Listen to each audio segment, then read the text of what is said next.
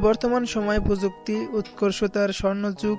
প্রতিদিন পৃথিবী এগিয়ে যাচ্ছে, মানুষের জীবনযাত্রার মান সহজ হচ্ছে সবকিছু। বিজ্ঞানীদের গবেষণায় খুলে যাচ্ছে সম্ভাবনার নতুন দুয়ার। তাদের গবেষণার ফল হলো রোবট। এই রোবট মানুষের জীবনযাত্রার অংশ হয়ে উঠেছে। এটি একটি যান্ত্রিক ব্যবস্থার নাম, যার কার্যক্রম, অবয়ব ও চলাফেরা দেখে মনে হয় এটি স্বেচ্ছায় কাজ করছে। রোবট ব্যবহৃত হচ্ছে বিভিন্ন কাজে, মূলত মানুষের বিকল্প হিসেবে।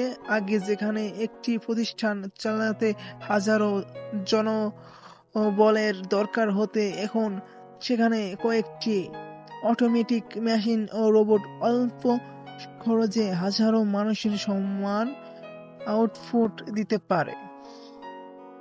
অনেকের ধারণা যে খুব শিগগির মানুষ রোবটকে জীবনসঙ্গী বানানো শুরু করতে পারে।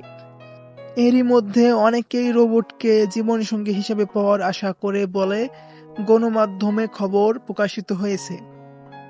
আদৌ কি রোবটকে স্ত্রী হিসেবে পাওয়া এবং তার সঙ্গে স্ত্রীসুলভ আচরণ করা সম্ভব? গবেষণায় বলেছেন, সত্যি এমনটি ঘটতে যাচ্ছে অদূর ভবিষ্যতে। প্রশ্ন হলো, ইসলামের দৃষ্টিতে রোবটকে বিয়ে করা কি বৈধ? এই প্রশ্নের উত্তর পবিত্র কোরআনেই আছে।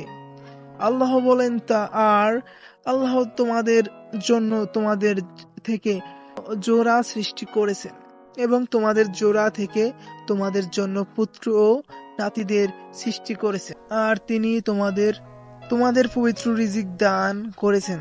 তারা কি বাতিলে বিশ্বাস করে এবং আল্লাহর নিয়ামতকে অস্বীকার করে? সূরা নাহাল আয়াত ৭২।